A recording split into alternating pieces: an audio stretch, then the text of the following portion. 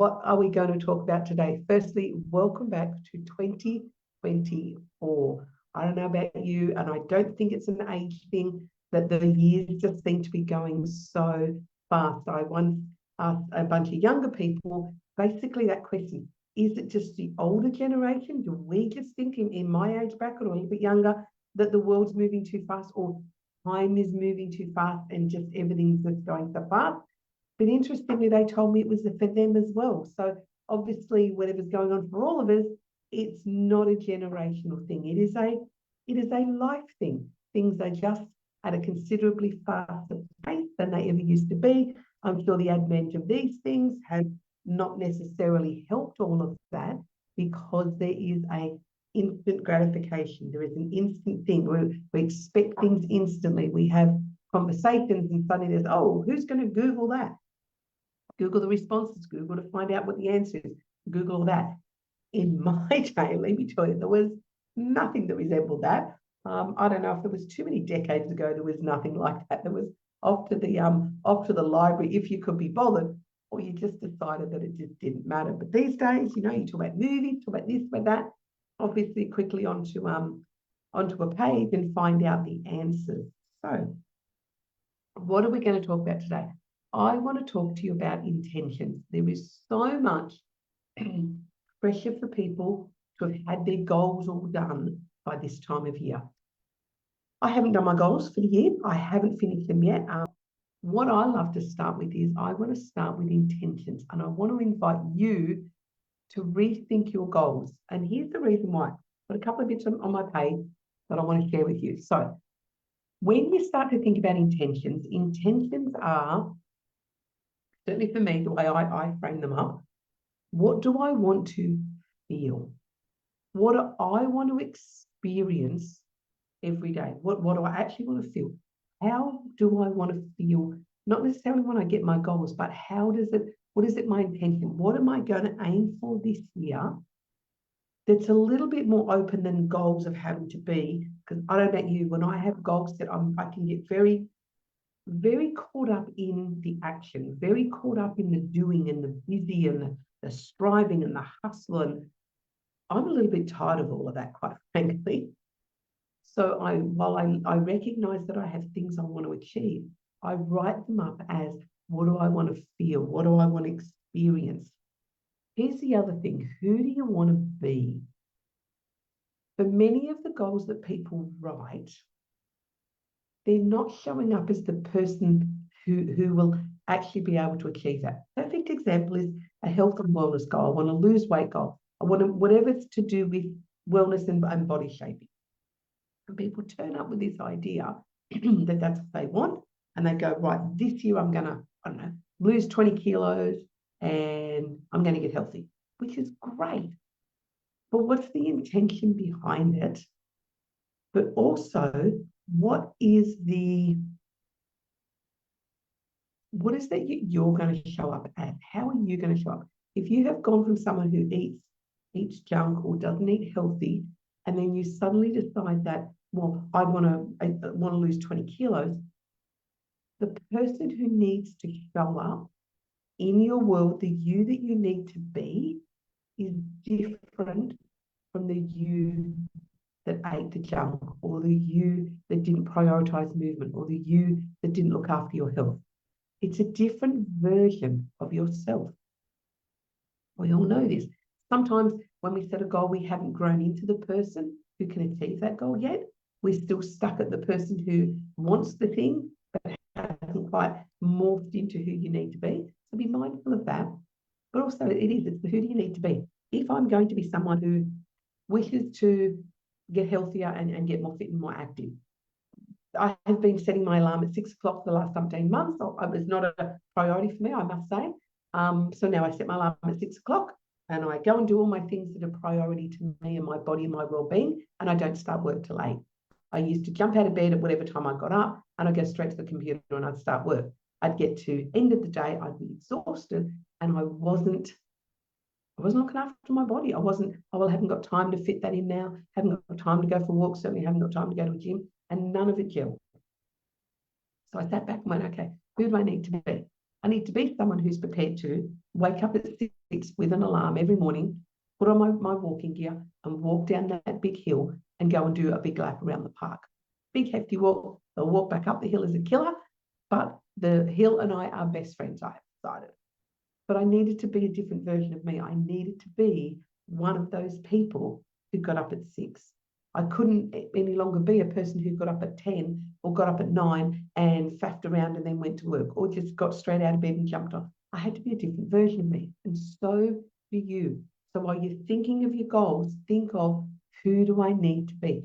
How do I need to show up to achieve that goal? Because chances are it needs to be different to what you've already been doing. So be very, very mindful of that when you come to doing your intentions. What does it need to be? Because I'm still sitting in intentions. The other thing I've written down, because I've written some notes, is the congruency and the integrity with who you are. If you're going to set yourself a goal and go, I'm going to get out of bed at 6 o'clock every morning and I'm going to do this 3-hour walk and I'm going to eat healthy all the time. Junk's not going to pass my lips, nothing packaged, no soft drink. If that's not been your reality for a while, you're going to feel very incongruent with who you are and that goal that you've set. Partly you haven't grown into the person who's going to achieve it, but partly because it may not be who you are. When we're setting our intentions and setting our goals, you've got to be true to you. Now, in my younger day, would I have set my alarm at 6 o'clock and got up and done the exercise? No, it was not something that was a priority to me. When the children were younger, when my children lived at home, it was not something that was going to happen. I wasn't going to be getting up at 4:30, 5 o'clock to go and do all this workout and stuff and make all that happen to be ready in time for when they woke up at 6. It just wasn't who I was. So there was no point me setting a goal that aimed towards doing that when it was just not the person I was ever going to be. Was I going to be someone who went to the gym and lifted weights and did pumped iron for an hour? No, it just wasn't. But was I a person who was able to get up and prioritize going for a walk and being able to eat healthy because I've flipped my diet around? Yes. So I want you to look at your goals and think from an integrity and a congruence of who you are perspective. I'm not suggesting you can't grow into that person. What I'm suggesting is look at you now and be realistic. Often the steps need to be incremental and slow and transformational changes, not just a whole life overhaul.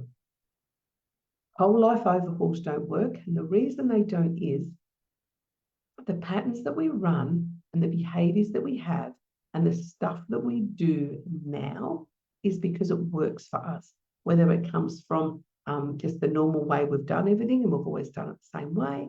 Is there some pattern? Is there some trigger? All of that stuff will impact all of that. So sit with your intentions and sit with your goals and go, how congruent am I with what I want? How hard am I prepared to work? Because some things, what you need to do to get there, you're not willing to pay the price. And you need to be honest with yourself.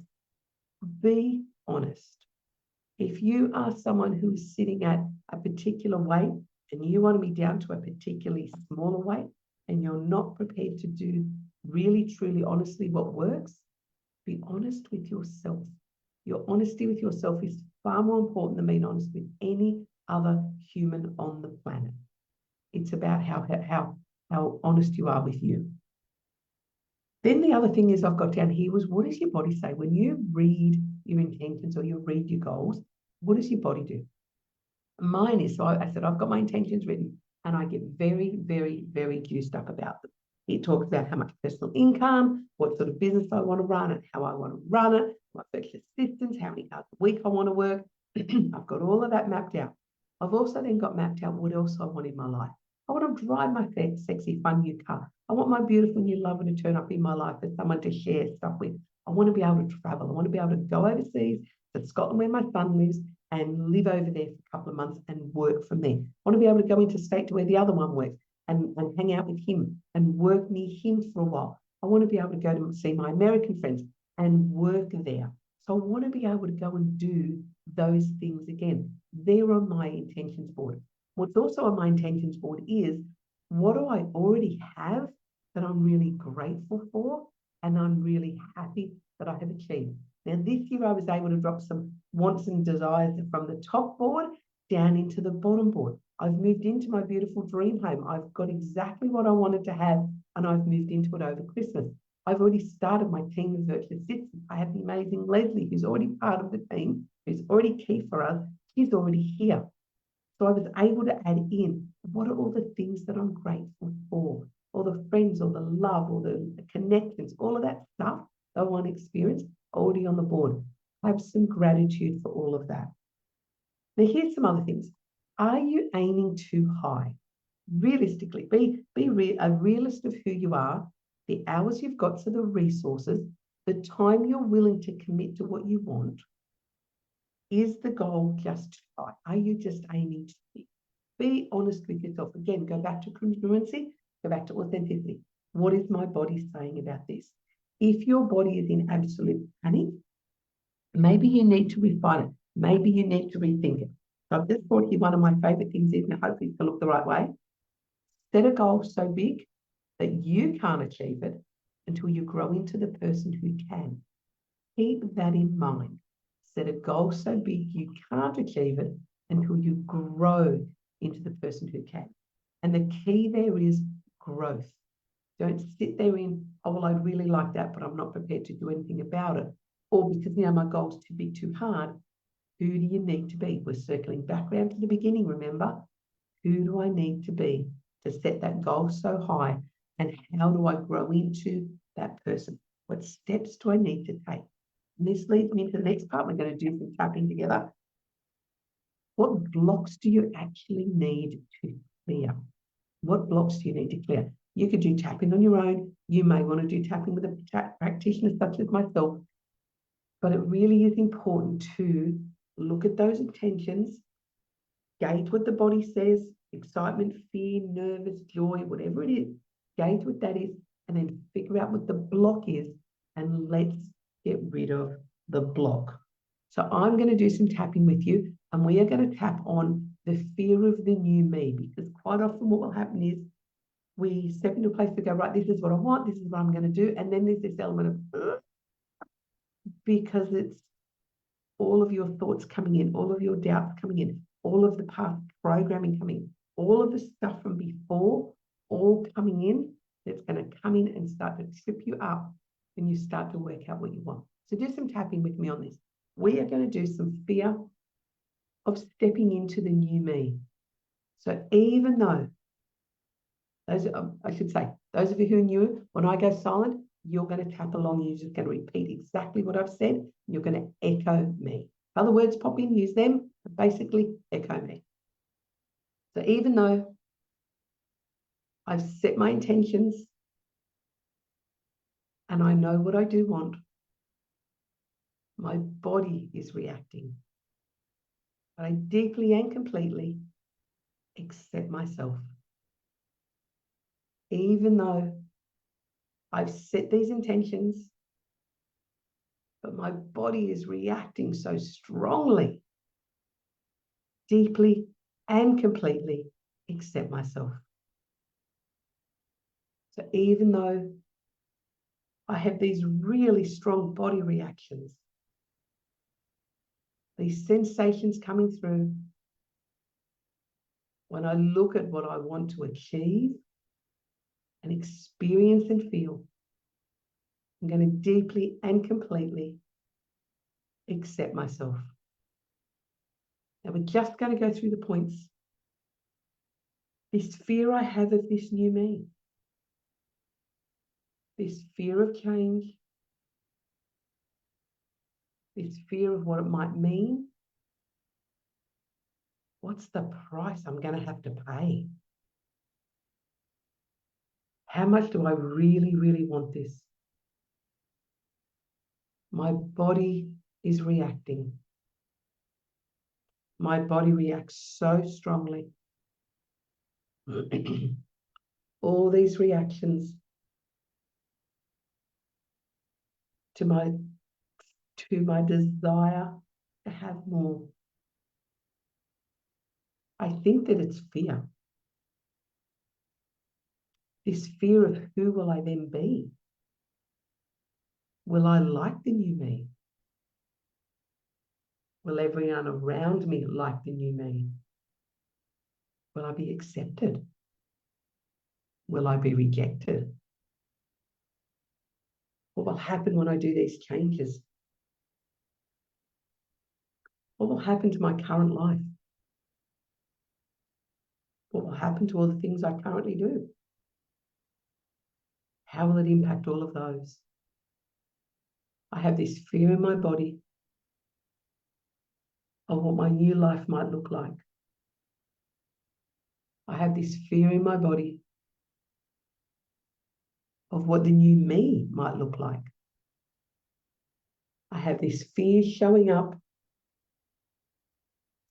this fear coming through my body. It doesn't feel true, and it doesn't feel right. I'm not sure if I can achieve that because I've never done it before. So I have all this fear, and it runs through my body. I'm not exactly sure what to do with it. But now we're going to swap it up. We're going to start to talk in the positive space. What if I could just flow? What if I could just allow? What if I could give myself permission to try on this new me? What if I could put it on like a new coat? I could see how it fits. I could see how well I like it. I could try it on for size. I can be willing to be very gentle with myself. I can be very kind to myself while I figure out all this new stuff, while I step into the new me, while I step into this new life. I don't need to take a running leap. I can step in gently. I can step in kindly. I can give myself permission to feel. I can give myself permission to be a little bit afraid. I can give myself permission to do what's needed to do, despite feeling afraid. I can calm my body.